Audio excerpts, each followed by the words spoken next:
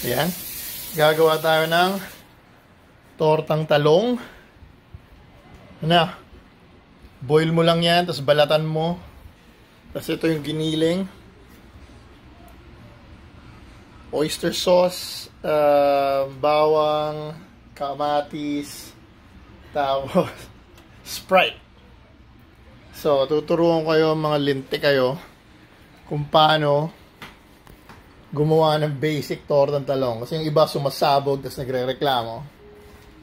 Focus dito, okay? Ganyan lang yan. Ha? Press mo lang yan ng ganyan. Talong ni talamak. Okay? Turuan ko yung basic. Lagay kayo dito. Spread nyo lang yan, ha? Mga palamunin kayo. Puro kayo asa sa magulang nyo, eh. Ayan. Okay ng basic cooking ni talamak, ha? So, ito, egg. Lagyan nyo lang yung ganyan.